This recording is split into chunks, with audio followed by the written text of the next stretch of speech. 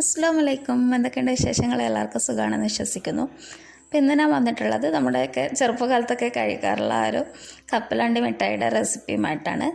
വീഡിയോയിലൊക്കെ പോകുന്നതിന് മുന്നേട്ട് നമ്മുടെ ചാനൽ ഇതുവരെ സബ്സ്ക്രൈബ് ചെയ്യാത്തവരുണ്ടെങ്കിൽ വീഡിയോസൊക്കെ ഇഷ്ടപ്പെടുന്നുണ്ടെങ്കിൽ ഒന്ന് സബ്സ്ക്രൈബ് ചെയ്യുക. സബ്സ്ക്രൈബ് ചെയ്യുമ്പോൾ ബെൽ ബട്ടൺ പ്രസ് ചെയ്ത് ഓൾ എന്ന ഓപ്ഷൻസ് കൂടെ ഒന്ന് ക്ലിക്ക് ചെയ്യണം.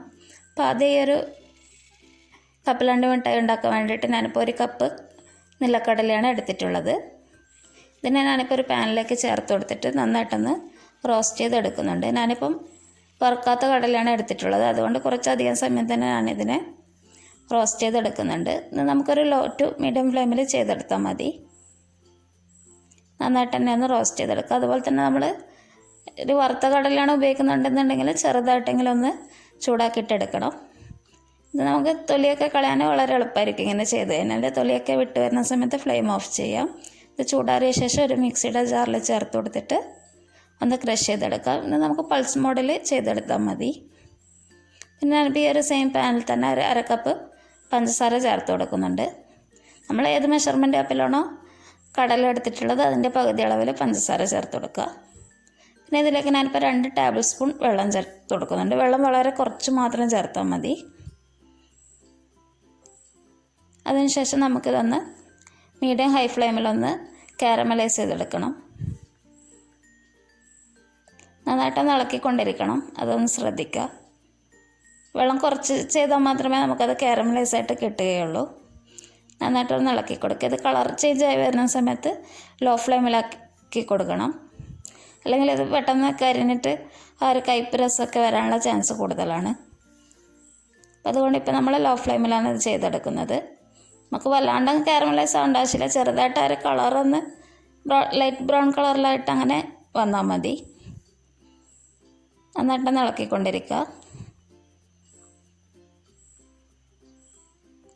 ഈ ഒരു റെസിപ്പി നമുക്ക് വളരെ പെട്ടെന്ന് ഉണ്ടാക്കാൻ പറ്റും. പിന്നെ ഞാനിപ്പോൾ ഇതിലേക്ക് ഒരല്പം ഫുഡ് കളർ കൂടി ചേർക്കുന്നുണ്ട്. ഇത് ഞാൻ ഫോട്ടോയ്ക്കൊക്കെ വേണ്ടിയിട്ട് ചേർക്കുന്നതാണ്. സാധാരണ ഈ റെസിപ്പിയിലൊന്നും ആരും അങ്ങനെ കളറൊന്നും ചേർക്കാറില്ല. ഇതിന് ശരിക്കും 2 ചേരുവ മാത്രമേ മെയിനായിട്ട് വേണ്ടുള്ളൂ. നിലക്കടല അതുപോലെ തന്നെ പഞ്ചസാരയും മാത്രം മതി. പിന്നെ ഞാനിപ്പോൾ ഇതിലേക്ക് ഈ ഒരു നിലക്കടല ചേർത്ത് കൊടുക്കുന്നുണ്ട്.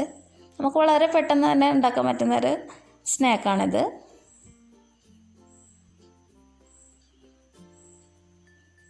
ഇത് നമുക്ക് ലോ ഫ്ലെയിമിൽ തന്നെ ഒന്ന് നന്നായിട്ടൊന്ന് ഇളക്കി കൊടുക്കുക.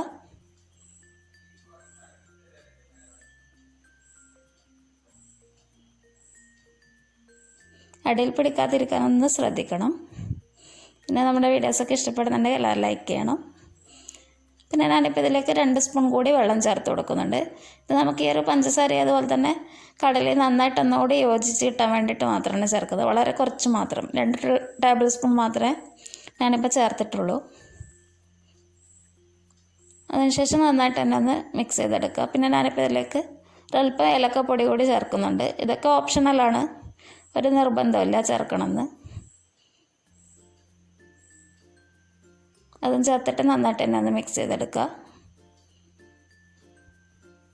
അതുപോലെ തന്നെ ഒരു ചെറിയ സ്പൂൺ നെയ്യ് കൂടി ഞാൻ ചേർത്ത് കൊടുക്കുന്നുണ്ട്.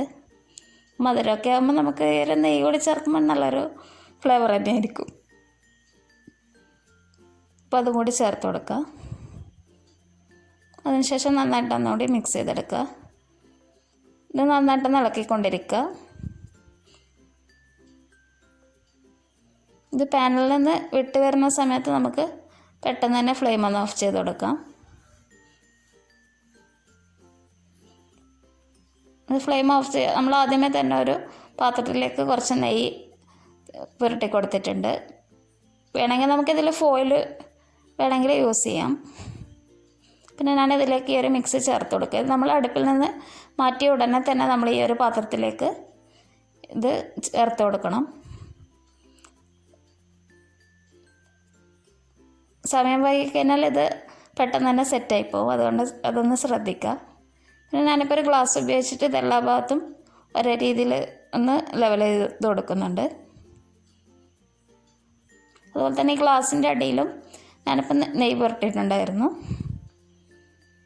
പിന്നെ അതുപോലെ തന്നെ ചൂടാറുന്നതിന് മുന്നേ ആയിട്ട് ഇത് ഒന്ന് നമുക്ക് ഏത് ഷേപ്പിലാണോ മുറിക്കേണ്ടത് ആ ഒരു ഷേപ്പിലൊന്ന് മാർക്ക് ചെയ്ത് കൊടുക്കുക. ഇപ്പോൾ കത്തിയിൽ ഇപ്പം നെയ്യ് അപ്ലൈ ചെയ്ത് കൊടുക്കണം. കണ്ടില്ലേ, ഇത്ര എളുപ്പമാണ് നമുക്ക് ഈ ഒരു കപ്പലണ്ടി കട്ട ഉണ്ടാക്കാൻ വേണ്ടിയിട്ട്. എല്ലാവർക്കും ട്രൈ ചെയ്ത് നോക്കാൻ പറ്റുന്ന നല്ലൊരു റെസിപ്പി തന്നെയാണിത്. ഇതിന് നമുക്കിതൊന്ന് ചൂടാറാൻ വേണ്ടിയിട്ട് വെക്കണം. ഏകദേശം ഒരു അരമണിക്കൂറോളം വെച്ചിരിക്കുന്നത് നല്ലതാണ്. അതിനുശേഷം നമുക്കിത് ഡീമോൾഡ് ചെയ്തെടുക്കാം. അതുപോലെ തന്നെ ഇത് നന്നായിട്ട് കട്ട പിടിച്ചെന്ന് തോന്നുന്നുണ്ടെങ്കിൽ നമുക്കൊരു 5 മിനിറ്റ് വരെ ഒന്ന് ഫ്രിഡ്ജിൽ വെക്കുക. അതിനുശേഷം നമുക്ക് പെട്ടെന്ന് തന്നെ ഡീമോൾഡ് ചെയ്തെടുക്കാൻ വേണ്ടിയിട്ട് സാധിക്കും. നമുക്ക് വളരെ പെട്ടെന്ന് തന്നെ ചെയ്യാൻ പറ്റുന്ന നല്ലൊരു റെസിപ്പി തന്നെയാണിത്. എല്ലാവരും ട്രൈ ചെയ്ത് നോക്കണം. താങ്ക്